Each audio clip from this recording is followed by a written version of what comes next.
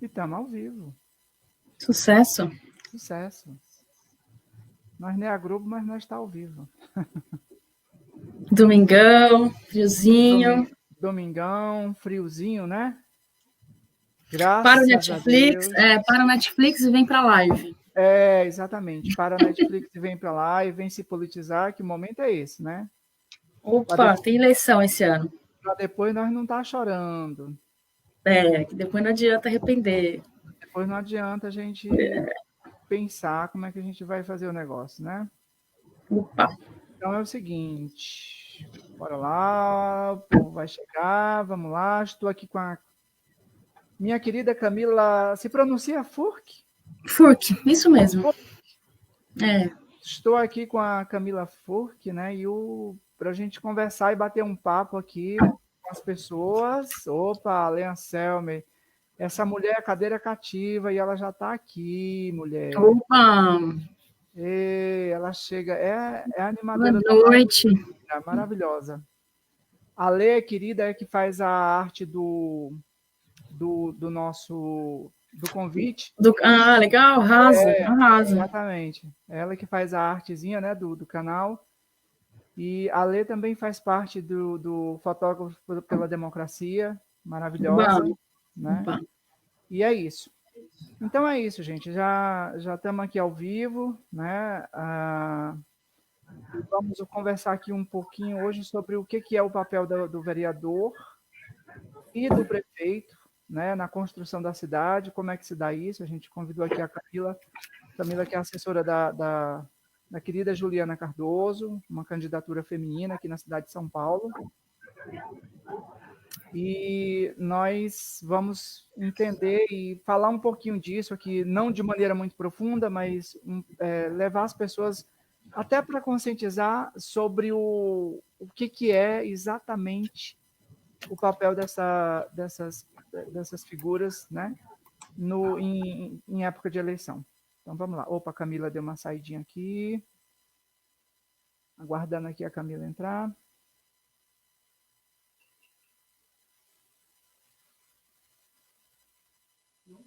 Tá bom.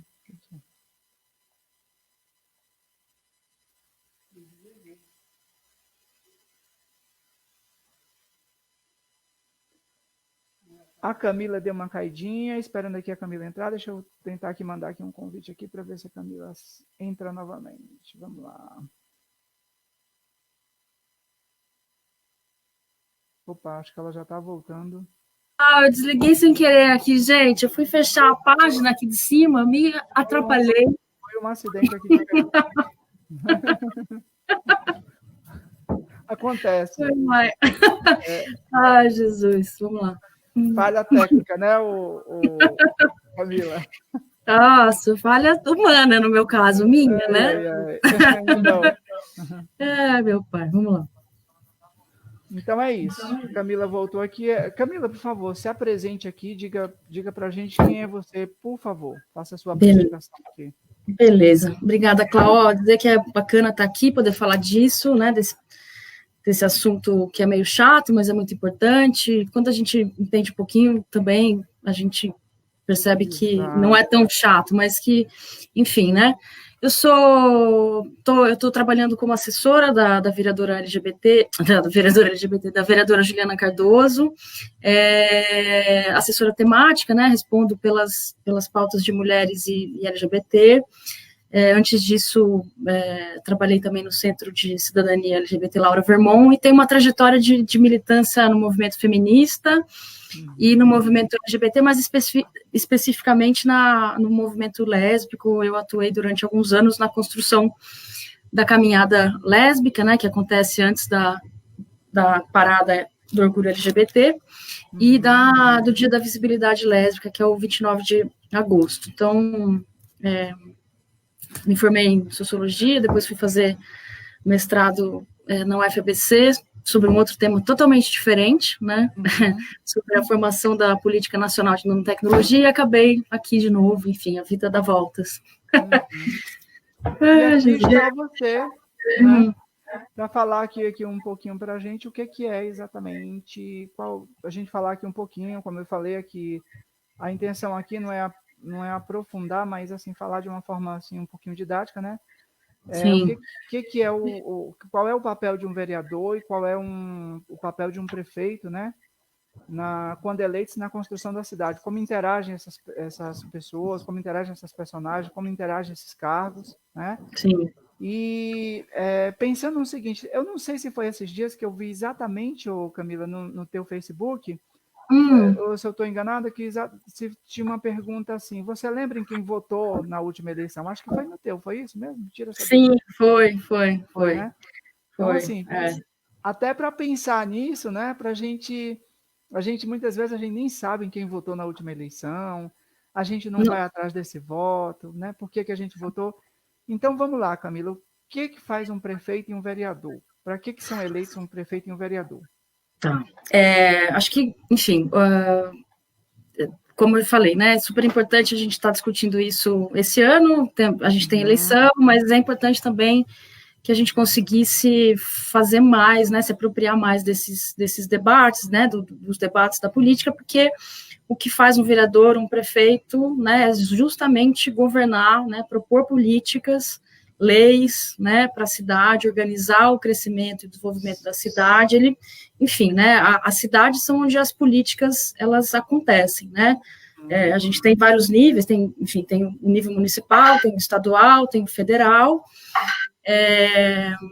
mas, enfim, que também propõem, organizam a política, o desenvolvimento, o crescimento, né, o governo estadual do estado, né, o governo federal do país, mas é na cidade, né, onde estão os hospitais, as UBSs, as escolas, né, a gente paga, né, tributos, né, municipais, e o vereador e o prefeito, né, uma vereadora ou uma prefeita, tem esse papel de governar a cidade, né? O prefeito, ele é o chefe do poder executivo, né? O prefeito é o prefeito, então ele propõe políticas, né? Propõe leis, ele também pode propor leis, né? E ele também propõe um jeito de organizar e gastar o dinheiro, né? Dos impostos, gastar não, né? Investir o dinheiro dos impostos, né? Nas políticas para a cidade, né? E o vereador tem esse papel de também propor leis, né? Né, ele pode também aprovar ou não aprovar uma lei proposta pelo executivo, mas ele também fiscaliza, né, o poder executivo. Ele tem esse papel de fiscalizar se o executivo e o executivo, assim, é formado, não é só o prefeito, você tem os secretários, você tem, enfim, o secretário de saúde, o secretário de habitação, de finanças, enfim, tem uma série de secretarias que são, né, responsáveis por políticas específicas na cidade, e o prefeito tem esse papel de tentar, né, colocar todo mundo junto para tocar uma mesma música, digamos assim, e essa música, né, é o plano de governo que ele apresenta, né, na época da eleição, né, então, e o vereador, ele também tem esse papel de governar a cidade, mas nesse especificamente propondo algumas leis, né, avaliando, né, aprovando ou não leis propostas para o executivo e fiscalizando o que ele faz, né. O vereador também, uma vereadora também tem o papel, para a Câmara dos Vereadores, né, que o executivo manda, por exemplo, todo, né, final do ano, uma proposta de lei orçamentária anual, que é o que, né, como é que ele diz que ele vai gastar os recursos que ele recebe dos tributos, dos repasses, enfim, de outras políticas, né, do governo estadual, federal, em relação a determinadas políticas, como da saúde, da assistência social. E aí o vereador ou a vereadora tem esse papel de discutir, de analisar esse orçamento e propor, né, alterações, mudanças, enfim, né, propor emendas para que esse orçamento responda às necessidades da cidade. Assim, friamente, assim, é mais ou menos assim que funciona essa engenharia, né, assim, são pessoas, né, tem isso bem simplificadamente, né. Acho que é isso, não sei se você quer me perguntar. Não, vamos lá. O vereador, o vereador eleito, e aí ele faz seria assim, uma proposta de lei, um projeto de lei, como é que a gente chama? Sim, os vereadores, as vereadoras têm, né, têm o poder, né, eles têm essa atribuição de poder propor projetos de lei para a cidade, né?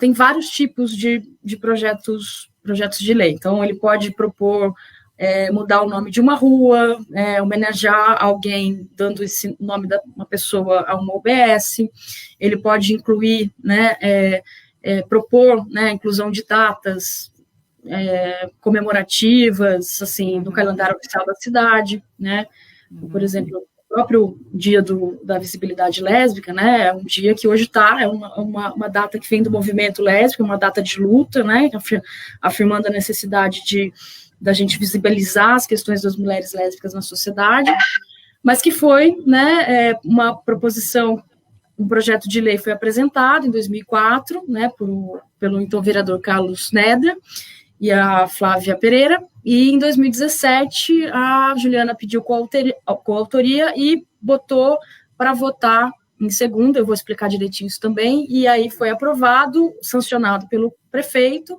e virou, né, uma data, está no calendário oficial da cidade, né? Eu já entro nessa história das votações, eu vou continuar o tipo de projeto, tá? Então, tem outros projetos que são proposições de políticas públicas, né?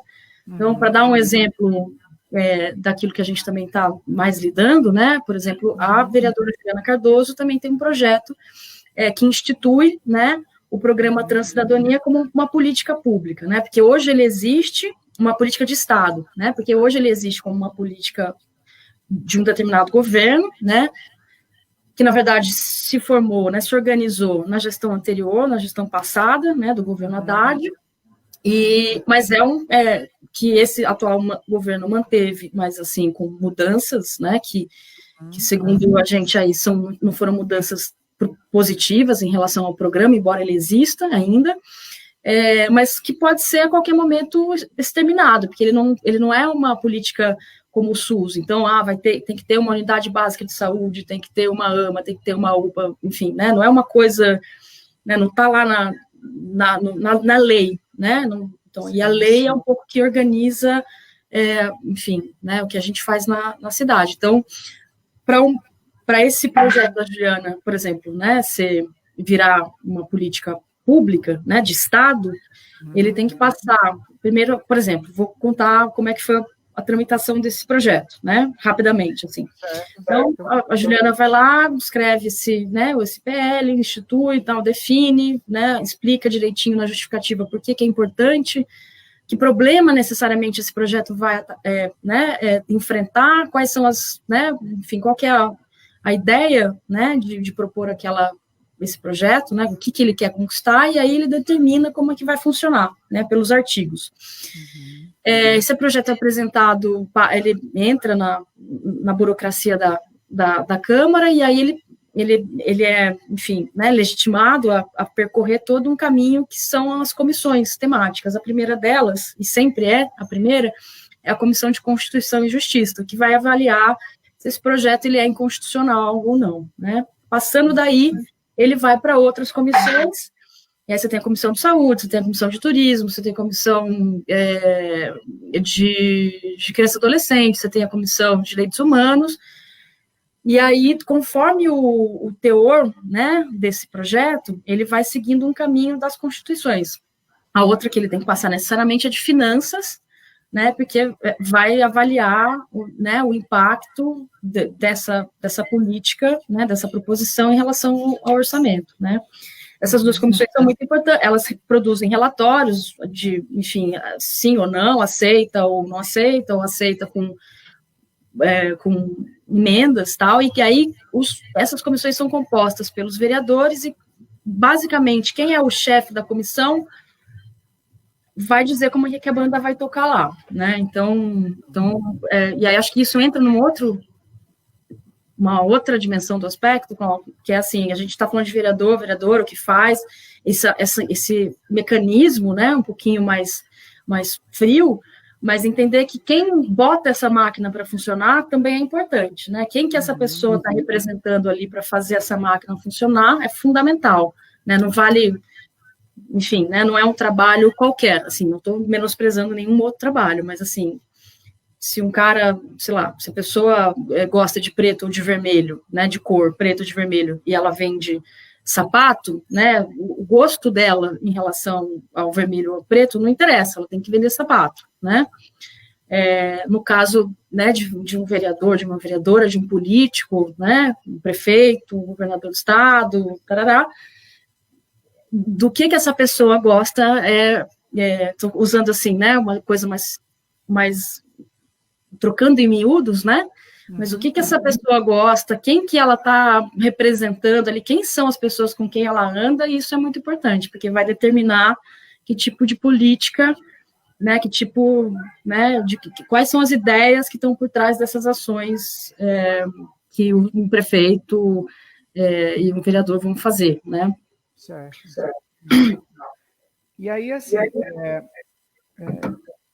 junto, quando a gente elege um vereador e um prefeito, automaticamente são eleitos oposição e situação, né? Gostaria que você explicasse aqui para as pessoas o que é a situação, o que é a oposição, né? Tá. E de que forma vai se dar essa, como que vai se dar a construção dessa política entre oposição e situação? Tá. A grosso modo, porque aí a gente pode depois entrar na questão ideológica, né, como que isso acontece de fato, mas é importante pensar que quando um prefeito é eleito, se ele tem que ter maioria para governar, se ele não tem, gostaria que você falasse um pouquinho disso, por favor. Tá, beleza. Bom, a gente, falei rapidinho, a gente comentou aqui as funções, grosso modo, tal, e a gente não falou muito dessa questão da eleição, né? Um vereador, um prefeito, uma vereadora ou uma prefeita, eles se candidatam, mas eles se candidatam dentro de um partido, eles compõem uma estrutura, né, que é o partido, e aí tem uma série de condições, né, que esse partido tem que cumprir para existir, tem uma assinatura mínima, tem que ter uma assinatura mínima, enfim. O nosso sistema partidário, ele é pluripartidário, né, então você pode vários partidos, né, e a gente tem dezenas de partidos. Num outro momento a gente pode discutir se isso é bom ou se é ruim, enfim, né, mas esses partidos, para funcionarem, serem reconhecidos, têm que cumprir aí algumas legalidades. Certo. E aí, quando chega a eleição, esses partidos podem apresentar, né, uma candidatura sozinhos, né, então, sem fazer nenhuma coligação, nenhuma aliança, ou eles podem se aliar, né, e apresentar uma candidatura única, né, construída ali entre esses partidos, pode ser 2, 3 ou mais partidos, e aí apresenta cada um a sua chapa de vereadores e vereadoras, né. O projeto escolhido pela sociedade, né, na urna, mediante o voto, quer dizer, aí, por exemplo, na eleição municipal, a gente vota em um vereador ou vereadora e num prefeito, né. A soma de todos esses votos, né, vai indicar o projeto vencedor. Também tem uma série de outras questõezinhas menos óbvias nesse processo de contar os votos, aquilo, mas também não vou entrar nessa miudeza, né, acho que em outro momento, e até, de repente, um cientista político aí, Cláudio, para fazer né, chamar um cientista político para fazer essa conversa também ia ser bem massa, né? Legal. E aí, esse projeto, enfim, né, o vencedor ou a vencedora dessa eleição, quando tomar posse, vai colocar lá seus secretários, né, e vai começar a colocar em prática seu plano de governo, o prefeito ou a prefeita, né. Esse prefeito ou prefeita, ele é eleito junto com um conjunto de vereadores. No caso da Câmara, são 55, né, na Câmara de São Paulo são 55. Esse número varia para cada cidade, para cada estado, a partir de uma conta que eles fazem aí em relação ao número de habitantes da cidade. Esses esse projeto vencedor, então, se você tem lá o partido, enfim, o partido X, o partido Y, o partido Z, né, contra outros partidos, o A, B e o D. Esse projeto desses 3 partidos é eleito, e junto com o prefeito, um tanto de vereador ou vereadora é eleito, né? Sendo esses vereadores, quando o prefeito olha para o número de vereadores do próprio partido que ele que ele faz parte, dos partidos que estavam junto com ele, esse número é muito importante, né? O prefeito ele não governa sozinho, né? E aí a gente está chegando nessa coisa da oposição à situação. Por quê? Ele vai precisar, para ele colocar o plano de governo dele em prática, ele vai precisar ter um número específico de vereadores para propor, para aprovarem, né, as medidas que ele propuser. E aí, assim como, como eu disse, né, como o vereador também propõe leis, o executivo também propõe, tem naturezas diferentes de lei. Então, tem leis que são mais... tem políticas que estão num nível de estruturação, de importância, né, que para o prefeito conseguir aprovar, ele precisa de uma maioria qualificada. Então, no caso na Câmara de Vereadores, 33. Né? E depois uma maioria especial, que é deixa eu ver que eu fiz a minha colinha aqui, gente, 28. Mentira, perdão, eu falei errado, 37 é a maioria qualificada, no caso da Câmara dos Vereadores aqui, 33 a maioria especial e 28 a maioria simples. Certo. Então, as leis mais simples, né, entram nessa maioria simples. As leis que vão ficando mais complicadas, que vão mexendo em coisas mais profundas, por exemplo, a lei orgânica do município, tem que ser aprovado por 2/3 da Câmara, ou seja, 37 vereadores. O que acontece? Essa galera que faz parte do governo, né, então, que fez parte dessa chapa, né, que disputou a eleição com ele, ou uma outra galera enfim, pensa o partido B. O partido B perdeu as eleições, mas ele não se aliou com no início, ele não se aliou com esse partido XYZ, essa coligação XYZ, mas depois que entrou, ele tinha um número X de cadeiras e e aí ele senta para negociar com o prefeito, enfim, com o governo, para dizer, olha, eu posso apoiar você com os meus tantos votos, para que você... Porque o prefeito ele pode ter a maioria simples, mas ele pode não ter essa maioria qualificada, né? Então ele pode eleger, né, muitos vereadores da sua própria base, mas pode ser que isso não aconteça, e ele precisa de uma galera, né, que vote com ele. Sim. A turma que se junta, que vira a base do governo, que passa a votar todos os projetos, ou a maioria deles, junto com a orientação do governo, é chamada de situação, né? A oposição é todo mundo que ficou fora desse arranjo, seja antes da eleição, seja depois da eleição consumada, né? Ficou fora desse arranjo, e é chamada de oposição, né? É diferente, né? Oposição à situação se refere à situação dos partidos dentro do governo. Isso é diferente de esquerda e direita, que é outra coisa, né? Então, basicamente, a situação é quem está na vez, quem ganhou para administrar a cidade. Exato. A oposição é quem vai, de alguma forma ali, está fazendo contraponto ao que foi eleito, né? Sim. Então, assim, isso é a nossa democracia. É muito comum a gente ver... É bom tocar nesse assunto, porque isso se dá no âmbito municipal. No âmbito federal, a gente vê pessoas dizerem assim, por exemplo, mas a gente votou no Bolsonaro e agora deixem ele governar, né? É assim, como se o fato dele ter ganhado para presidente, como se o governador, ou como se o prefeito ganhasse a eleição, ele não pudesse ser contestado.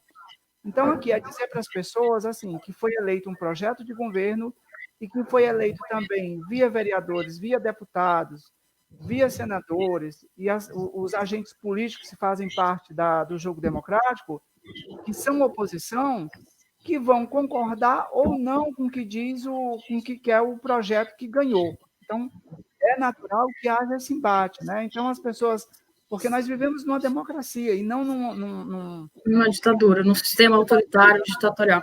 Exato. Num sistema autoritário é que alguém ganha e que não aceita a oposição, não é, Camila? Exatamente, Dá leis, dá ordens e acabou, né?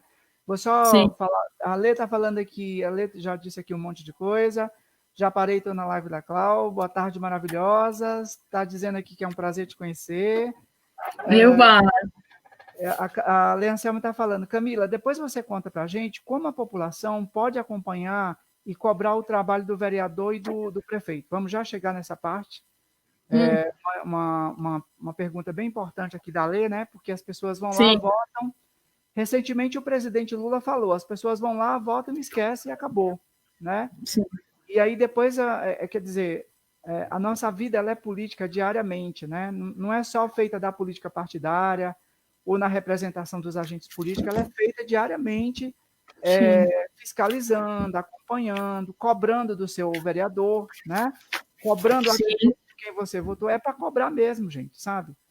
A gente, por exemplo, a Camila está aqui ligada a Juliana Cardoso. Então, assim, a Juliana Cardoso, se eleita, é normal que os eleitores da Juliana Cardoso compareçam, enfim, busquem fiscalizar ali o mandato da Ju para que a gente possa estar acompanhando, né? No sentido de cobrança mesmo. Mas, vamos lá, eu tinha separado aqui algumas coisas para te...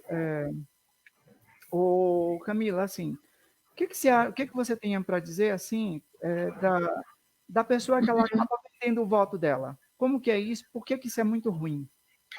A pessoa que faz o quê? Vende o voto? Vende o voto? Sim. Assim, bom, considerando, né, que quando a gente vota em alguém, né, no prefeito, nesse caso a gente está falando da eleição municipal, né, no prefeito, numa prefeita, no vereador, numa vereadora, você está, assim, de modo geral, teoricamente, você está votando em seus representantes, são pessoas que você, no mundo ideal, né, então o voto significa isso, você de um conjunto de pessoas que se colocam para disputar esse cargo, né, o cargo de prefeito, o cargo de vereador, apresenta, e aí é uma questão, tem que necessariamente apresentar um plano de governo, né, e falar com as pessoas sobre esse plano de governo, o que pensa dos problemas, como pensa resolver os problemas, para convencer as pessoas a votarem nele, naquele projeto que ele representa, né. Quando você não vota tendo esse fundo, essa base, né? Então você vota só porque alguém falou.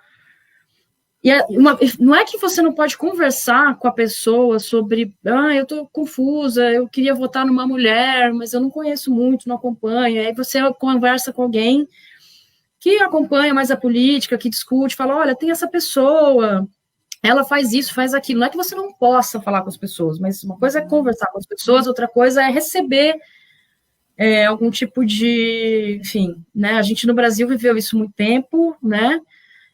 Infelizmente isso é uma realidade de muitas cidades, assim, receber para votar em alguém. Então, o político, o cara lá, o candidato, promete alguma coisa, um dinheiro, alguma sei lá, cesta básica, enfim, né, promete dar alguma coisa para aquela pessoa, né, que pode beneficiar aquela pessoa naquele momento, e aquela pessoa vota no cara. Isso é abuso do poder econômico, isso é contra a lei, isso está errado, né. Então, porque você está jogando a possibilidade de escolher um projeto, ela até poderia votar naquele cara mesmo, se ela quisesse, né, na questão não... Quer dizer, eu não votaria, né? Uma pessoa que quer comprar o nosso voto não é uma boa pessoa, mas uma boa pessoa para estar nos governando, né? Mas ela abre mão de poder dizer qual é o projeto que eu quero dar o meu voto, porque eu quero ver na cidade acontecer tal e tal coisa, né? Na verdade, essa pessoa já está dizendo, né, Camila, que é assim... O mandato de um vereador, o mandato de um prefeito é sobre estar representando aquela comunidade. Como você disse, no mundo ideal, o prefeito ele está ali com um projeto e, de repente, quando eu me coloco numa situação em que eu vendo esse voto, eu já estou vendo qual é o propósito desse vereador ou desse prefeito, né? Qual é a intenção Sim, dele? É uma intenção individual, ele está comprando teu voto de forma individual, né? E ele não tem nenhum compromisso com o coletivo, a trabalhar para as pessoas, ou seja, é um compromisso individual mesmo, de fato, sim, né? Agora a gente pode ir aqui para a pergunta da Lei, para dar sequência. Camila, depois sim. você conta para a gente, ela está falando aqui. Camila, depois você conta para a gente como a população pode acompanhar e cobrar o trabalho do vereador e do prefeito. Tá. Obrigada pela pergunta.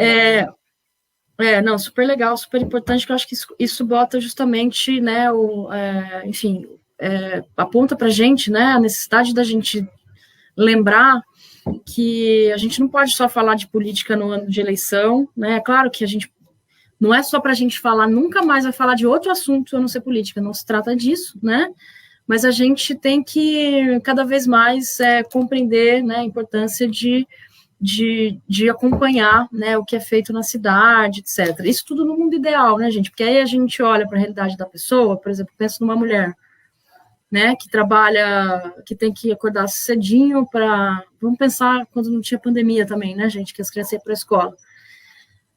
A mulher tem que levar a criança para a escola, para a creche, vai trabalhar, chega em casa, tem que fazer 1000 coisas, etc, etc. E aí, que hora que ela vai ler jornal, que hora que ela vai se preocupar com a realidade da cidade, ela vai sentir isso no dia a dia dela. Se ela percebe que o lixo, o caminhão de lixo não está passando, que a UBS fechou, né, ou não está funcionando direito, ou ela chega lá e não tem médico, não tem remédio, o ônibus que parava, a linha que ela pegava para ir para trabalhar, não tem mais, agora ela tem que andar um pouco mais. Aí ela vai sentindo também, né? As pessoas vão sentindo, né? Os efeitos, né? Dessas políticas no seu cotidiano, né? E aí a gente tem que fazer esse exercício de lembrar, né? Que se a gente votou numa pessoa que tirou o nosso ônibus, que o lixo não passa direito, que a rua está esburacada, que a saúde piorou, que a educação piorou, então a gente tem que, né, pensar que talvez pensar em votar num outro projeto, numa outra pessoa que possa melhorar a nossa vida.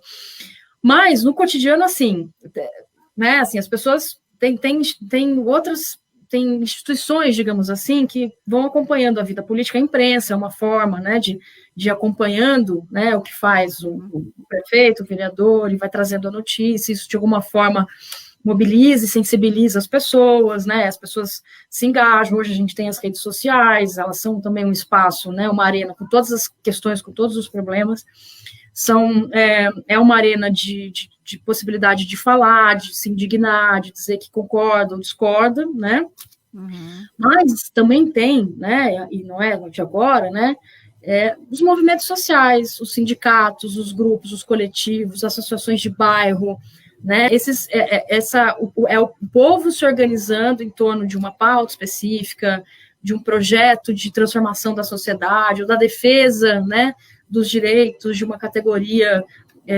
sindical, os direitos, agora a gente viu recentemente, né, a organização dos entregadores dos aplicativos, né, para pautar, né, para exigir das empresas direitos, né, e pautar o Estado que também cobre, né, das empresas de aplicativos, né, de direitos mínimos, né, então tem essas formas, né, de fiscalizar, né, e de pressionar, né, então os movimentos sociais, os sindicatos, os grupos também são legítimos, né, para pautar, né, esse governo, né, para pautar essas políticas, dizer não gostamos dessa política, gostamos dessa política, enfim, tem legitimidade para isso, mas também a nossa democracia, a nossa Constituição, né, prevê, né, em várias políticas no SUS, isso, a formação, aliás, dizer, né, gente, que o SUS que a gente tem, esse Sistema Único Universal de Saúde, Sistema Único de Saúde, perdão, gente, esse Sistema Único de Saúde, né, que é gratuito, que tem uma série de diretrizes, né, que não pensa só em que a pessoa precisa ser tratada da doença, mas precisa prevenir, então tem que ter, enfim, né, consegue perceber, né, os determinantes sociais também desse processo esse processo de saúde e doença. Ele foi resultado da mobilização das pessoas em torno, né, dessa pauta. Antes as pessoas só tinham acesso ao médico sem pagar, né, digamos assim, quem tinha carteira assinada, quem não tinha se ferrava, ou ia para o privado, ou não tinha assistência social, ou não tinha assistência, né, médica. Como existe né, em outros países aqui na América Latina, né, por exemplo. Exatamente, né, então em outros lugares, assim, só tem o sistema privado, né, ou a pessoa paga um convênio, ou, né, e o SUS é resultado desse engajamento das pessoas, né? Na previsão dessa política, na formação dessa política, né, maravilhosa do ponto de vista da sua idealização, né, da teoria, e tal. E não é que ela seja, porque quando põe em prática fica ruim. Não se trata disso. É que ainda a gente está colocando e aperfeiçoando ele em prática, botando, né, aperfeiçoando a prática dele, né? Assim, mas ele prevê, né, a sua, enfim. São os conselhos, né? Então, os conselhos participativos, essa ideia, né, de que é possível que a sociedade organizada, né, tenha um espaço, né, nessa estrutura de poder, no sentido dos governos, né, dos estados. Então, tem o Conselho Municipal da Assistência Social, da Saúde, tem o Conselho da população indígena, tem o Conselho LGBT, tem o Conselho de Mulheres. Então, a sociedade passa por um processo de eleição também, as pessoas são eleitas e elas têm ali a possibilidade de ir fiscalizando também, né, a política, a implementação da política. Às vezes, alguns conselhos prevêem até a possibilidade de propor, né, ações, né. Então, existem também, né, algumas estruturas, né, no Estado que prevêem, né, essa participação, essa fiscalização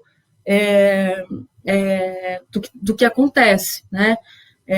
Mas eu diria que é fundamental, né, o papel dos movimentos sociais nesse processo, né, os sindicatos, as pessoas acompanharem, né, o que está sendo feito na cidade, né, enfim. Exatamente, assim, você colocou aqui a questão do SUS, como muito bem você colocou, e eu vou me permitir, a partir de agora, falar o seguinte. Eu sempre gosto de deixar claro que essas lives que eu faço, eu gosto sempre de afirmar e deixar muito claro isso, que eu tenho um lado, né? A gente tem que dizer que a gente tem uma pauta, a gente se baseia ideologicamente por uma visão de mundo, né? Dentro do que é a esquerda, dentro do que é a direita. Então a gente está nessa conjuntura e a gente tem uma visão, a gente tem um olhar de mundo e para te fazer a próxima pergunta é o seguinte: a importância de observar, eu te perguntaria, por exemplo, você falou aí de eleger mulheres, né? Você já citou, por exemplo, o nome da querida Juliana Cardoso. A gente cita aqui o nome da Juliana Cardoso, como eu falei, porque assim, aqui ninguém tem problema em assumir o lado. É muito honesto, né? Nós estamos a maioria das pessoas sabem aqui que eu sou filiado ao PT e, enfim, eu sou terrivelmente contra essa questão de estar negando, escondendo bandeiras. Eu acho isso horrível, porque a gente sabe que teve grupos políticos que hoje estão aí no poder que chegaram lá negando a política, né? Negando, dizendo que não pertence a isso, que não pertence àquilo. E, na verdade, a gente sabe que essas pessoas têm lado, são políticas de direita, né? Pensando em políticas de direita e de esquerda, o que você falou é o seguinte, falou sobre o SUS.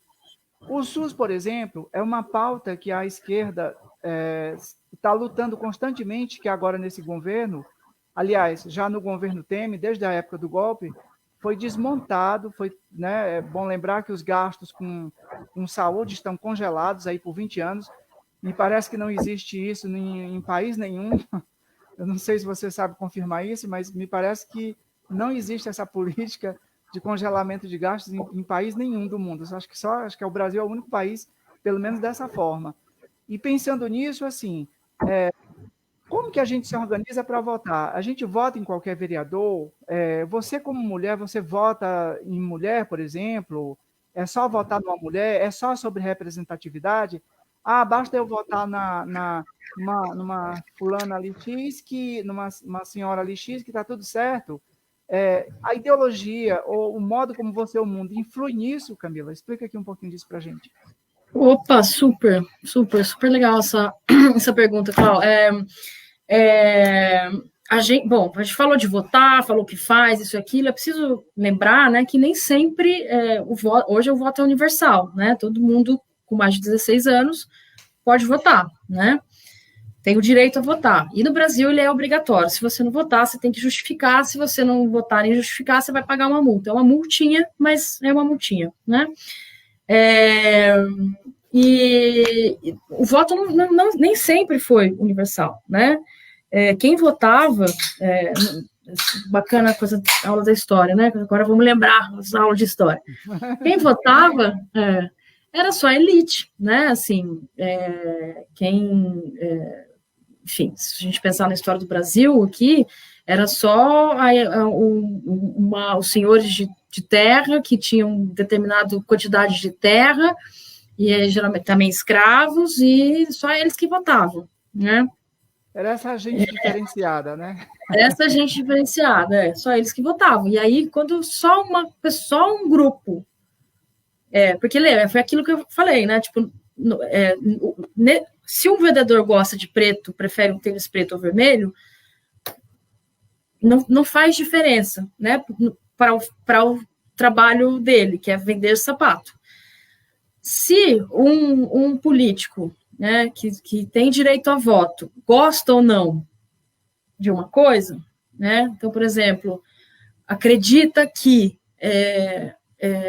as pessoas negras desse país, né, não têm direito à reparação histórica pela escravidão, que elas não precisam de políticas específicas, de cotas que ajudem, né, que promovam, né, a inclusão social e econômica, né, dessa população, né? Se esse político acha que nem é um problema, né, que as pessoas negras sejam mais mortas pela polícia, ou que se essa pessoa acha que todo negro vê uma pessoa negra na rua, acha que é bandido, atravessa a rua, acha que é bandido, tem que matar, e acha que a polícia tem que parar essa pessoa a qualquer momento, qualquer hora, porque está andando de chinelo, porque está com capuz, porque é preto, isso é importante, né? Né? Então, se você não concorda com isso, você não pode votar numa pessoa que acha que isso, né, tudo bem, né? Então, assim, isso é né, é disso que a gente está falando quando está votando. E aí, essa coisa, tipo, de esquerda e direita, né? As pessoas, às vezes, têm ideias... E a gente também, né, Cláudio? Porque isso tudo é muito dinâmico. Mas o que é ser de esquerda, o que é ser de direita, né? Assim, geralmente, os partidos e as pessoas que se identificam como de esquerda, progressistas, socialistas, etc., acreditam que o Estado tem um papel importante na regulação da economia, né, do mercado, né, que o Estado tem que aí a Dilma Lessa, companheira, essa linda, saudade. Enfim, voltei. Então, o Estado tem um papel na regulação da economia, o mercado não resolve tudo, né? Saúde, educação, vida digna, moradia são direitos, não são serviços, não são mercadorias, no geral, né? As pessoas de esquerda têm essa compreensão. Uhum. Pessoas de esquerda têm uma visão sobre a necessidade de combater, enfrentar as desigualdades sociais, econômicas, né, os preconceitos, de modo geral, essa pauta dos preconceitos também foi ficando mais forte na esquerda, né? Então, né, o preconceito contra a população LGBT, o preconceito racial, né? As pessoas de esquerda tendem a reconhecer que existe racismo, né? E que existe racismo institucional, isso precisa ser combatido, a polícia não pode fazer o que faz, né? E as pessoas de direita, no geral, antagonizam nessas pautas, né? Então, acha que o Estado tem que ser mínimo, acha que não tem que... O Estado, por exemplo, quem assistiu um pouquinho do debate para prefeito na semana passada, aqui de São Paulo, viu, a primeira pergunta foi sobre a Cracolândia, né? O que o Bruno Covas falou, né? Falou que o programa de braços abertos da gestão do Haddad, que foi um prêmio que foi reconhecido internacionalmente, recebeu o prêmio, enfim, que olhava para a situação das pessoas que abusam do crack, que estão, né, que passam muito tempo, né, nas ruas ali do centro, é um problema de saúde pública e é um problema que não pode ser atacado simplesmente jogando bomba nas pessoas, internando compulsoriamente as pessoas, ou prendendo as pessoas, ou tratando as pessoas como zumbis, ou como, enfim, como não pessoas, como animais, né? Não. Né? Então, o que o Bruno Covas fala? Fala que aquele programa de braços abertos era a Bolsa Crack, porque tinha uma perspectiva de trabalhar na redução de danos, de colocar as pessoas para trabalharem, de incentivar a autonomia das pessoas, autonomia, né, enfim, e aí né, e produzir o resultado, as pessoas que estavam nesses programas iam reduzindo, né, o uso do crack, iam trabalhando, iam retomando, reconstruindo a sua vida, num processo que não é, de fato, de uma hora para outra, mas que estava acontecendo. O que o atual gestão fez? Acabou com isso, jogou bomba, e foi muito simbólico. Praticamente uma das primeiras ações do governo Dória foi jogar bomba na Cracolândia, e ir para cima, derrubou casa com gente dentro. Esse é o governo atual, esse é o governo, né, que o Covas representa, e ele é candidato à reeleição. Ele disse que era Bolsa Crack, que ele estava apostando do Redenção, que é um outro programa que é na base da bomba mesmo, de internação compulsória. Uhum. Não respeitando, né? Não respeitando de forma alguma a situação de doença da pessoa e agindo com intolerância, querendo limpar a cidade, né? Querendo fazer a prática do higienismo, que na verdade, assim, o que eles querem, na verdade, é se livrar dessas pessoas de qualquer modo, de qualquer jeito, né? Sim, porque essas pessoas estão atrapalhando lá, né, o desenvolvimento daquela região, né?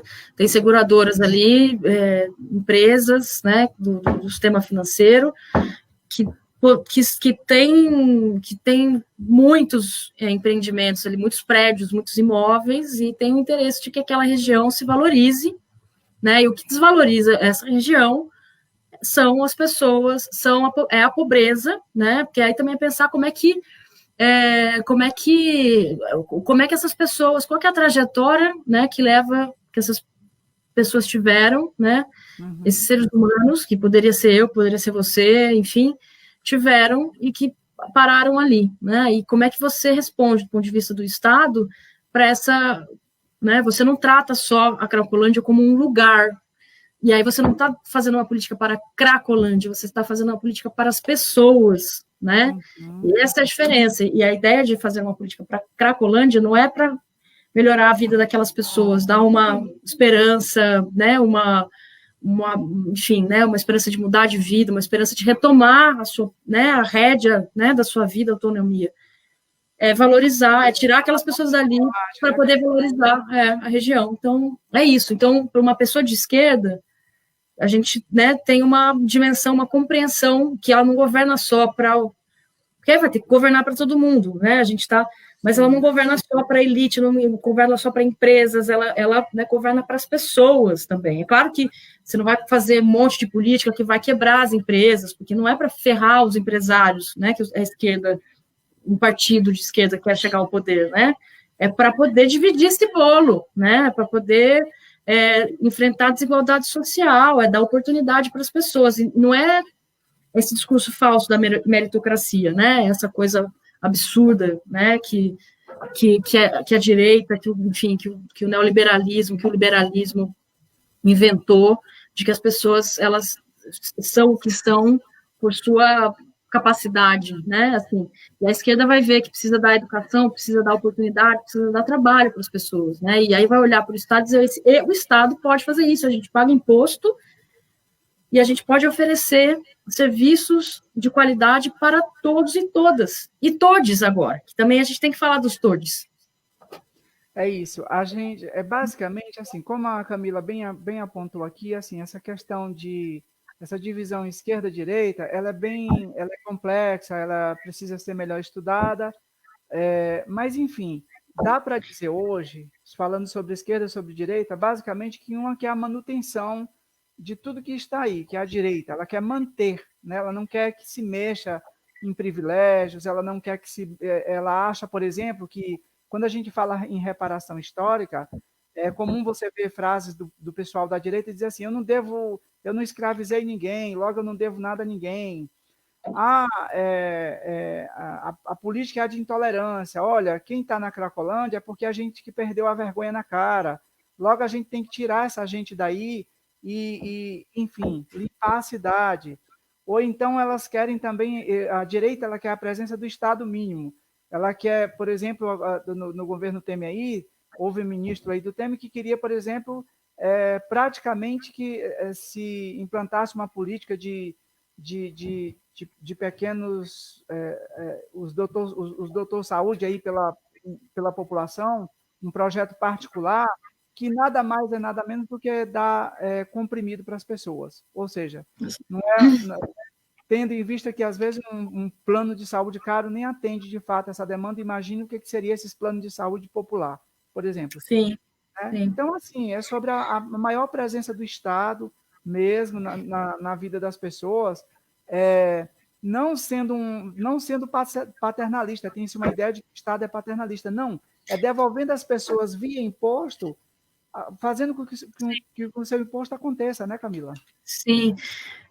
Não, isso é super importante, essa coisa do Estado, porque muita gente fala, o Estado forte, mandando na nossa vida, o Estado totalitário. Não é só o Estado. Quando a gente fala de Estado forte, a gente está falando de um Estado que seja capaz de investir, né, em saúde, educação e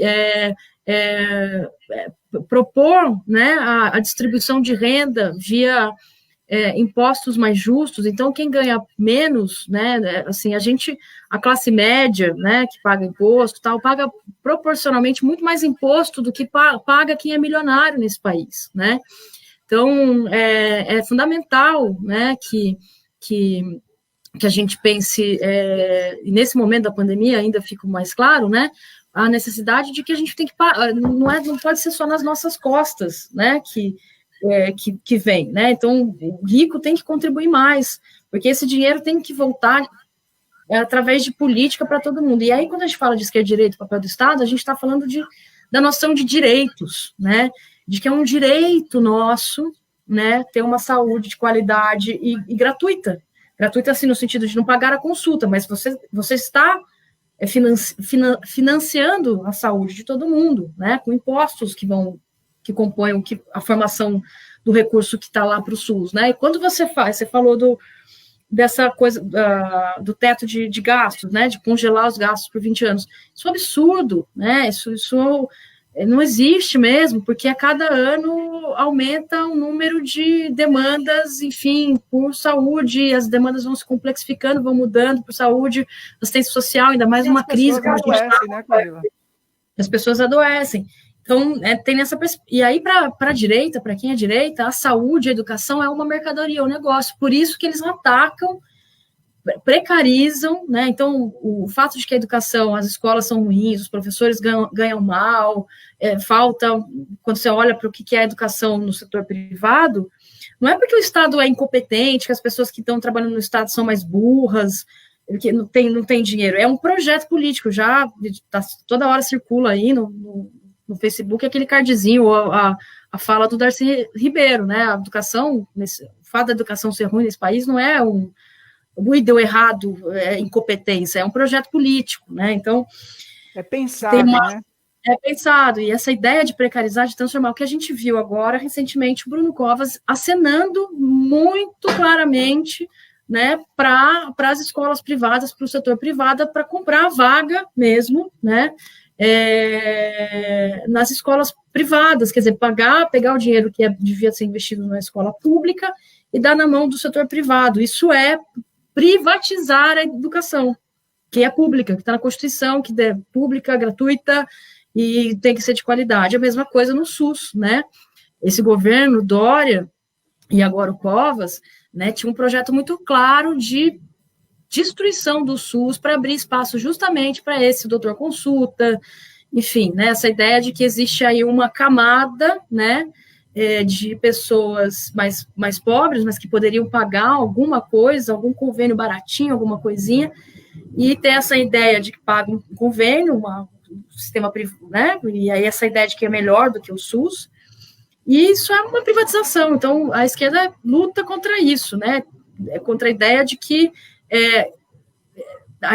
o que a gente luta é que educação é um direito, saúde é um direito, assistência social é um direito, a gente tem direito à moradia, né? O trabalho é um direito. É né? constitucional, né? Está na Constituição, né? Ninguém está pedindo por favor, né? Exatamente. E aí, assim, né? Aí fazem aquela brincadeira, né? Quando estava muito em voga esse negócio de coxinha e mortadela, para um jeito de falar coxinha e mortadela, coxinha e petralha, ou coxinha e mortadela também, né? Para falar de esquerda e direita, essa ideia de que se as pessoas forem olhar a Constituição, vão achar que a Constituição é um socialismo mesmo, porque né, assim, é muito linda lá, tem várias questões que são problemáticas, eu não sou jurista, não sou advogado, né, mas assim, a ideia, né, os pressupostos, as diretrizes da Constituição brasileira, promulgada em 1988, né, depois de a gente viver 20 e tantos anos sob uma ditadura, sobre justamente sem a possibilidade de ter uma oposição, né, assim, né, de fato, né, de ter voz, de ter vez, eu diria que é uma coisa, uma carta socialista, assim, né, enfim. E aí, só que não, é só uma Constituição Federal. E você falou também essa coisa das mulheres, né, então se a gente está, quando a gente... sim, eu precisava falar das mulheres. Vamos lá, pega aí as mulheres que eu vou só ler exatamente para ler um comentário dessa mulher maravilhosa aqui. Saudades, grande prefeita Haddad. Maravilhoso seu trabalho de formação, Carl Ribeiro, você é verdadeiramente uma professora. Oh, meu Deus do céu, Dilma, tu é suspeita para falar, mulher. Saudade de tu. Esse monstro genocida está tirando recursos da educação e da saúde como nunca se fez. Nem se fale nisso, né? E exatamente. Assim, minha querida, você vai entrar aí na questão da mulher, pensando aqui na política como a questão, né, mais precisa, mais especificamente aqui da mulher. É bom lembrar que até muito pouco tempo a mulher não tinha direito ao voto, né? Eu vou só dar uma amarradinha aqui nessa questão de esquerda e direita para a gente avançar um pouquinho. Gente, é o seguinte, basicamente é isso. O que nós discutimos até agora é que não é só votar. Tudo isso que a Camila pontuou aqui é muito importante, porque assim, se você é trabalhador, se você não é rico, se você está em dificuldade no momento, a gente pede com carinho que você olhe o seu voto para quem vai de fato representar o trabalhador, e não em candidatos que querem manter tudo isso. Mas eu votei em candidato de esquerda e não funcionou. Tem toda uma luta, tem toda uma história, não é simples assim. Agora, imagine a gente não votando e colocando só vereadores de direita lá. Né? Uma outra coisa também importante que eu queria falar é o seguinte, não adianta vota no prefeito, se vota no prefeito, se vota no nosso prefeito aqui de esquerda, então vota em vereadores que vão ajudar o prefeito a fazer as leis, a fazer o trabalho para o povo, não é, Camila? É bem importante isso. Exatamente, fica um pouco assim, mas isso acontece muito, né, no Brasil, esse fenômeno, o cara votar num partido de direita para prefeito e num vereador de esquerda, né? Mas enfim, isso acho que também é uma coisa, é um desafio nosso também, né, Cláudio, como militantes, né, de partidos, de movimentos sociais, esse processo de formação, né, constante com as pessoas, enfim, né, de conversar, enfim. Mas voltando a essa questão das mulheres, né, essa coisa da representatividade, você fala, basta ser mulher e tal. Não basta, né, assim, a gente sabe, a gente quando vê, né, o que faz a Damares, né, no Ministério da Família, né, e da Mulher, enfim, ou outras mulheres de direita na Câmara também, né, hoje a Câmara dos Vereadores, são 55 cadeiras, são 10 mulheres, não, 9 mulheres, porque foram eleitas na eleição de 2016, 11, mas a Sâmia Bonfim se candidatou a deputada federal em 2018 e foi eleita, então ela saiu. E a Aline Cardoso, que também foi eleita em 2016, ela assumiu uma secretaria da gestão Dória Covas, que é a Secretaria de Desenvolvimento Econômico, alguma coisa assim. Então, são 9. A Juliana Cardoso é a única mulher da esquerda, né, do partido, enfim, ela a Ju é do PT, né, e é a única mulher, nesse momento, na Câmara que representa a esquerda, as mulheres da esquerda, digamos assim, ou as nossas convicções políticas, ideologias e tal, né. Exato.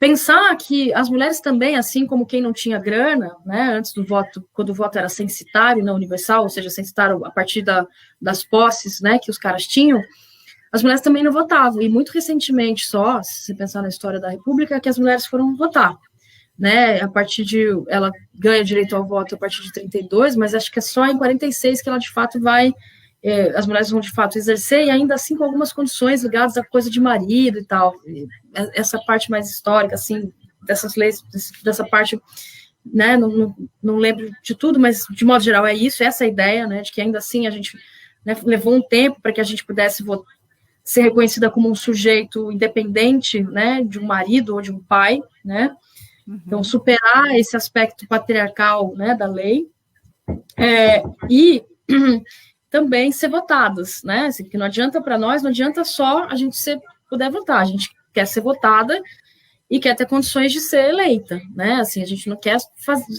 concorrer a uma eleição de mentirinha, né, e aí quando a gente fala da importância de votar em mulheres, a gente está chamando atenção para um fato de que quando são só os caras que estão lá, além deles, se são só os caras de direita, são os caras só brancos, são só os ricos, né, são só os heterossexuais, né, talvez, não, hoje menos, hoje uma pessoa heterossexual pode ter preocupações com os direitos da comunidade LGBT, não precisa necessariamente ser LGBT, mas é importante que a gente eleja também figuras LGBTs, né, mas a gente sabe que tem aliados heterossexuais, aliados e aliadas heterossexuais que lutam também pelas nossas pautas. Mas quando você tem só um lugar que só tem homem branco, dono de fazendeiro, dono de empresa, eles vão fazer leis, eles vão governar o país para favorecer os seus próprios privilégios. Infelizmente, essa é a visão, né? Infelizmente, é assim que acontece. E quando vão olhar para a situação das mulheres, né, vão olhar também a partir da visão deles, né? Então, não vão falar de autonomia das mulheres, direito ao corpo das mulheres, sempre vai ser, como a gente vive num país machista, patriarcal, e infelizmente também cada vez mais misógino, né, só olhar também para os números de violência contra as mulheres, eles vão olhar a partir da perspectiva dele. Quando a gente elege mais mulheres, a gente está também trazendo um outro jeito, né, outras pautas também ganham chance de aparecer. Agora, só porque a mulher vai ser favorável, por exemplo, à legalização do aborto?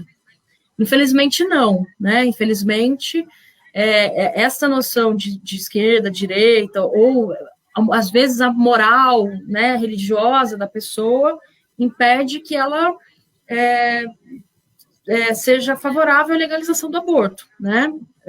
Mas, de modo geral, a esquerda tem, né, os partidos de esquerda têm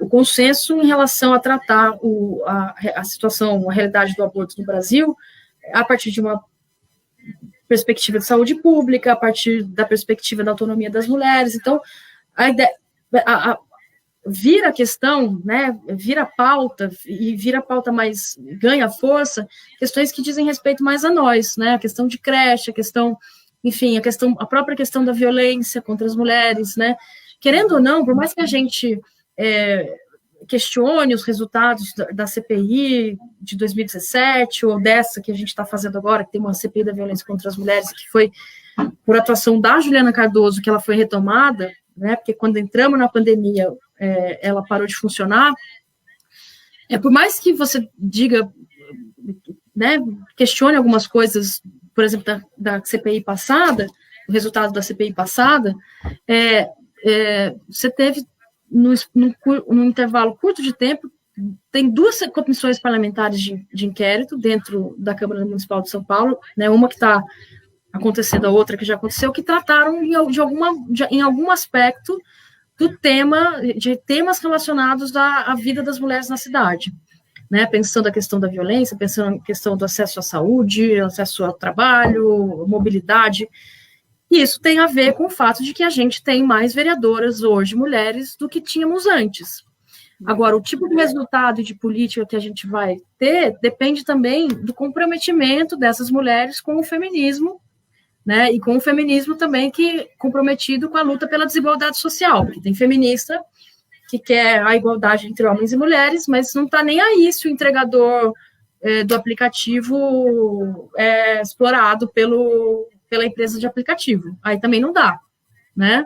Então, para nós que somos feministas, que somos de esquerda, que somos socialistas, né, a gente precisa eleger mulheres que têm um compromisso com as nossas pautas, né, e as nossas pautas foram construídas ao longo desses últimos anos dentro dessa perspectiva feminista, do movimento feminista, e essa mulher tem que ter compromisso com as pautas, né, por igualdade social, contra, enfim, né, contra a exploração do capital, né, sobre a vida das pessoas, né, tem que ser comprometida com o direito da classe trabalhadora, enfim, né, e aí... É bem interessante, Camila, falar, tem uma piada que a direita, tem um meme que a direita compartilha direto, que é o seguinte: dá uma carteira de trabalho para um esquerdista que ele corre, mostra, né? Digo, não, querido, não. A gente quer trabalhar, mas a gente quer trabalhar com direitos, com dignidade. A gente não quer ser escravo do capital, é isso. Ô, Cláudio, já que a gente falou disso, você me dá licença só para pegar um negócio aqui para botar aqui no peito, coisa de 1 minuto aqui atrás, rapidão, peraí. Fique à vontade, minha querida. Enquanto isso, eu vou interagindo aqui. Olha, Dilma, meninas, parabéns por esse belíssimo trabalho de formação. A Dilma está dizendo, há menos de 200 anos no Brasil, apenas uma mulher casada poderia ser herdeira, só por curiosidade. Olha aí, tá vendo? Que coisa, né, minha querida? Em tão pouco tempo, né, se a gente for colocar aqui numa certa ordem, né? A Dilma está dizendo aqui também, sou petista e aprendi... Estou lendo aqui os comentários da Dilma. Sou petista e aprendi nesse partido somente que a solidariedade nos fará um povo livre. Ainda sobre essa questão de direita e de esquerda, é basicamente sobre... A gente observa que o Brasil, em 500 e poucos anos de história, nós tivemos... o que é uma política de esquerda na vida das pessoas, para ficar claro? Os governos petistas do presidente Lula, da presidenta Dilma, né? Diga-se, a primeira mulher em muitos anos de história a ser a primeira mulher eleita, né? Infelizmente tirada por machismo, pelo golpe, né? A gente sabe que esse golpe, como se deu isso, só para a gente se atentar como foi importante essa questão dessa visão de mundo, que só colocar a mulher lá não é importante, só colocar negros lá não é importante, mas tem que ser realmente pessoas que estejam comprometidas com a nossa pauta, porque todos nós temos e vemos o mundo, lemos o mundo de forma diferente. Como a Camila colocou aqui o exemplo da Cracolândia, eu e a Camila pensamos igual, pensamos no sentido de a gente quer que as pessoas ali sejam ajudadas e não maltratadas. Né? Nós temos tolerância porque entendemos que ser uma doença. Outra pessoa, da outra forma como ela vê a vida, ela não quer saber disso, ela quer que se tire aquela pessoa dali, ela não quer saber disso. Olha, não me interessa a vida dessa pessoa, eu quero a cidade limpa. Eu não quero estar usando a cidade e essa pessoa ser um problema para mim. Então, é basicamente sobre isso. É sobre um programa de governo que aconteceu no país que deu qualidade, um pouco de qualidade de vida às pessoas mais pobres desse país, que foi o governo do presidente Lula e os governos da presidenta Dilma, os governos do PT. Foram 500 anos de história. Ah, mas o PT fez isso. Ah, mas o PT. Ah, mas o PT. Gente, pelo amor, são 13 anos. E eu não estou dizendo que não se cobre, não. Vamos cobrar. Vamos cobrar. Mas vamos ver a história. São 500 anos para 13 anos, né? Pode continuar, minha querida. Não, eu fui buscar a minha praguinha da minha candidata, já que a gente já falou, né, eu já fui apresentada como assessora e a gente está no momento de campanha também, né? Uhum. Então, trazer aqui também a Juliana, dizer também, né, que a Juliana é uma pessoa que é uma mulher que representa um pouco isso que a gente falou em relação a importância de eleger mulheres comprometidas com a luta, né, da classe, da classe trabalhadora, comprometidas com a luta pela manutenção dos direitos, né? Então, saúde tem que continuar sendo um direito garantido pelo Estado. Educação tem que continuar sendo um direito garantido pelo Estado. Assistência social é um direito garantido pelo Estado. O Estado precisa propor políticas, né, para enfrentar a desigualdade entre homens e mulheres. O Estado precisa propor políticas para enfrentar a violência contra a população LGBT, a marginalização, né, de pessoas transexuais e travestis pelo preconceito, que abandonam a escola muito cedo, ou são expulsas, ou têm que sair de casa, e isso tem um impacto na trajetória das pessoas, e o Estado tem sim a obrigação de olhar para isso, tem sim a obrigação de pensar e dar diretrizes para fornecer né, dar para a população uma educação de qualidade que ensine as pessoas a respeitarem, né? Ninguém nasceu homofóbico, ninguém nasceu machista, né? A escola tem um papel nisso e o Estado tem um papel nisso. Então, a Juliana acho que representa isso também, então, obrigada pelo poder falar um pouquinho dela aqui. E eu acho que, do ponto de vista, você tinha falado oh, meu Deus, era da Cracolândia de novo? Eu tinha até pensado uma coisa. Não, legal, assim, porque, assim, como eu te falei, assim, Tem uma viagem aqui. Eu, de algum tempo para cá, as pessoas estão, mas a live era para falar sobre o papel do vereador e o papel do prefeito, e você está falando... A Camila aqui está falando de uma candidata? Sim, a Camila está falando de uma candidata porque eu aqui, a Claudete, a gente não tem problema em assumir lado, tá? Aliás, uma coisa nessa questão do voto, Camila, desconfia de gente que diz que não tem lado, viu? Desconfia de gente que não tem lado. Aqui a gente não tem problema de se portar honestamente às pessoas e dizer que aqui sim a gente tem lado. A gente está falando um pouco de como funciona essa questão do vereador e do prefeito, né? E a gente não tem problema em citar aqui o nome de uma candidata, né? Que inclusive é muito atacada por ser mulher. A Juliana já enfrentou muitas coisas aí, muita pressão, muitos ataques, exatamente por ser um mandato feminino. E só para a gente ver como é que funciona tudo isso que a Camila acabou de falar aqui. Sim, eu lembrei até que eu ia falar, Claudete, quando você falou do governo do governo do PT, né, ao longo desses 13 anos do governo federal, também dizer o quanto foi importante para a cidade e para a gente, né, a população LGBT, o governo do Fernando Haddad, também do PT, né, do ponto de vista da estruturação e da organização de uma política voltada para a população LGBT, parafraseando o nosso querido ex-presidente Lula, nunca antes na história dessa cidade se teve tanta política para a população LGBT. Né? O Transcidadania foi um programa que foi, tudo bem, tinha a Operação Trabalho, né? Programa Operação Trabalho, mas a estruturação do programa Transcidadania, que incluiu a elevação da escolaridade, que incluiu a educação em direitos humanos, que associou com a questão do hormônio, da hormonioterapia, né, do acesso, né, de pensar o acesso da pessoa transexual travesti também por essas questões mais da questão da harmonização, do processo de transição, mas também pensar a garantia do acesso dessa população para qualquer outra coisa, porque travesti e mulher transexual, homem trans, fica gripado, tem pneumonia, né, pode pegar, enfim, né, pode ter câncer, pode ter, enfim, né, e precisa de saúde também, né, e a gente sabe o papel do preconceito, né, como um obstáculo, né, não ter o nome social respeitado, isso tudo foi feito aqui também no governo, né, assim, se a gente teve um programa de cidadania, se tem o Centro de Cidadania hoje, que estão sendo precarizados por essa atual gestão, se tem a hormonioterapia, né, isso tem a ver também com a prefeitura que estava disposta, né, uma gestão, né, um projeto de governo, né,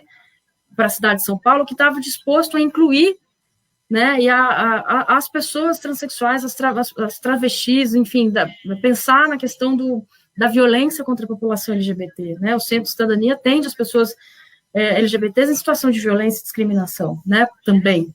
Então, isso é muito importante, né, então, isso é fundamental, né, a gente entender isso, e daí para a gente ficar um tempão aqui, né, Cláudio, mas, enfim... sim. Marca para a próxima, agenda próxima. Agenda próxima, pois é. É isso, gente. É basicamente isso. A gente falou hoje aqui um pouquinho do papel do vereador e do prefeito, né? Eu vou repetir aqui, é muito importante, né? Se você é trabalhador, se você não é rico, se você é pobre, se você depende de salários, se você, infelizmente eu vou usar essa palavra, luta pela moradia, olha o que eu estou dizendo, luta. Não era para se lutar por moradia, casa era para ser uma realidade. Não era casinha, como se diz, é casa, né? A Constituição garante. Lutar, o pobre lutar para fazer uma faculdade, que é absurdo. Enquanto que lá na Constituição está que isso deveria ser garantido, isso é privilégio para pouquíssimas pessoas. Né? Melhorou bastante no governo, nos governos petistas, né? Deu muito ódio tudo isso, a gente já sabe. Ontem eu fiz uma live aqui falando sobre isso, mas é isso, é para você ver quem te representa. As pessoas hoje estão muito descrentes. Ah, mas tudo é uma coisa só. Eles só querem o seu voto, de repente.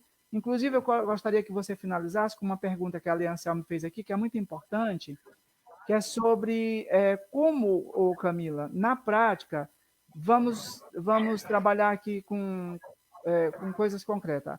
A Juliana que tem um mandato, como que as pessoas vão lá cobrar, estar presente no mandato da Juliana? Essas pessoas, elas podem ir na Câmara Municipal?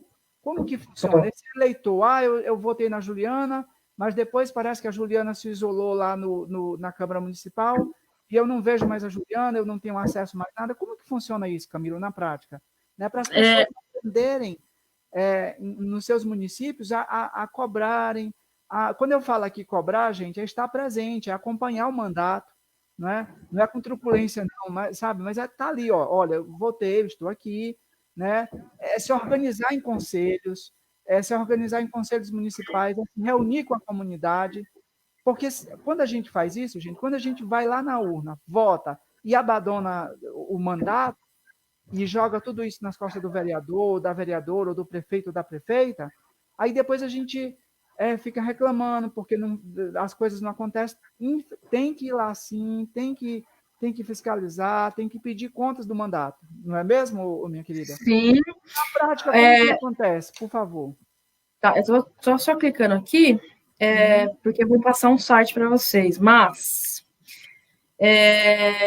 sobre a Juliana. A Juliana, enfim, tem a concepção, tem o entendimento, né, de que o mandato parlamentar, mais do que fazer só, votar, ler isso, aquilo, né, ela bota ela entende que esse mandato parlamentar ele tem que ser um instrumento de luta dos movimentos sociais, um instrumento de transformação, um instrumento de proposição de projetos e aprovação de projetos que mudem para melhor a vida das pessoas, né? Então, ela tem essa concepção. O compromisso dela não é com nenhum empresário, com o setor do capital, o financeiro, o imobiliário, o bancário, enfim, né? A construtora. A Juliana não tem compromisso com nenhum deles. O compromisso da Juliana é com o povo, né? Ela veio da Zona Leste e mora até hoje na Zona Leste, né? Quem votou na Juliana, quem conhece a Juliana, não vê a Juliana fora do território. A Juliana está sempre lá, né? E a gente, né? Sapopemba, São Mateus, enfim, ela tá na quebrada, ela tá nos lugares também, né? Tem trabalho no Butantã, trabalho agora na Zona Sul, na Zona Norte. Então, assim, o mandato da Juliana cresceu muito e é um mandato que abarca muitas pautas, da moradia, da educação, da saúde, né? A Juliana, desde o primeiro mandato, faz parte da Comissão de Saúde, né? Então, a luta dela, o processo, foi fundamental a participação da Juliana, ela não fez nada sozinha, o movimento de saúde, os conselhos estavam muito atuantes, né? Sem isso também não teria sido possível, mas foi um instrumento, o mandato dela foi um instrumento no processo de barrar a reestruturação da saúde na cidade de São Paulo, que se hoje está ruim, podia ficar pior, né? Então, ela foi fundamental nisso. Ela e o movimento, né? Sempre casado, ela tem essa compreensão. Então, a Juliana, estou falando tudo isso porque a Juliana tem é muito acessível, né? Quem conhece a Juliana não chama ela nem Juliana, nem de vereadora, ela não gosta de ser chamada de vereadora. A gente chama ela de Ju. Oi, Ju, né? E é assim que as pessoas conhecem a Juliana, né? E então ela é muito acessível. O nosso o gabinete, né? Agora com essa história da pandemia tem todas essas questões, mas assim, sempre foi porta aberta. Todo mundo que chegava lá, né, a gente atende, a gente conversa, se precisa falar com a vereadora, conversa com a vereadora. Então, todo movimento social conhece a luta da Juliana, sabe que pode contar com ela, então é um mandato muito aberto. Tem as redes sociais dela, né? Juliana Cardoso PT no Face, tem Instagram também, depois a gente pode passar aí, claro, não sei. E também tem um e-mail institucional, a Câmara tem lá, quando você clica Câmara Municipal, né, de São Paulo, aparece um site, estou abrindo aqui, gente, eu estou sem internet no celular, é isso? Peraí. Que você tem um e-mail, né, que você pode mandar um e-mail para a vereadora, que, né, cobrando, sugerindo, enfim, faltando, e ligar no gabinete. Então, assim, é um mandato aberto, é um mandato que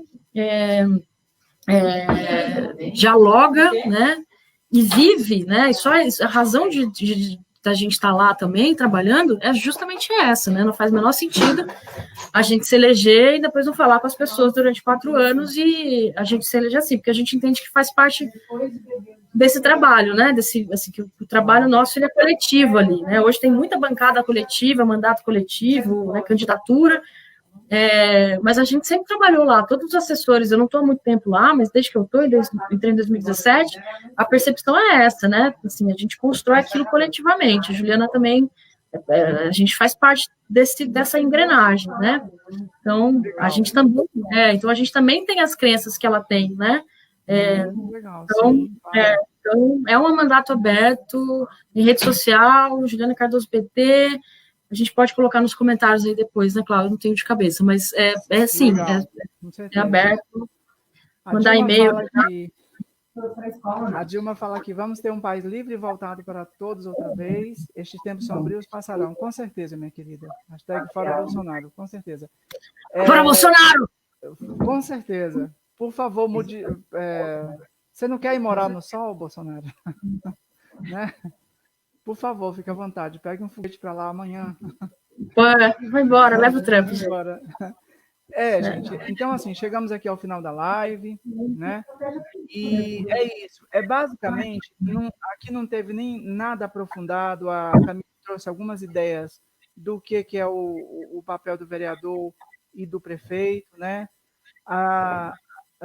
Como eu falei, essa live que eu faço, ela está à disposição, vai ficar aí à disposição para que as pessoas possam pensar isso. Você sabe, você colocou lá no Facebook dela, você sabe quem votou na última vez? Então, o que fez o vereador, não é? Então, um policial de dessa forma,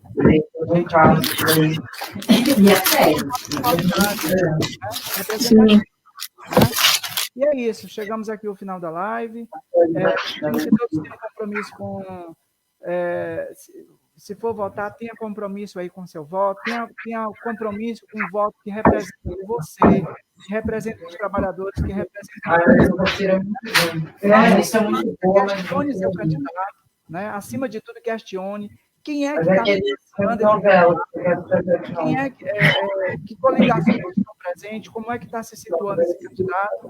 E é isso. Um grande abraço, um bom início de semana. Você deixa aí seu recado, minha querida. É isso.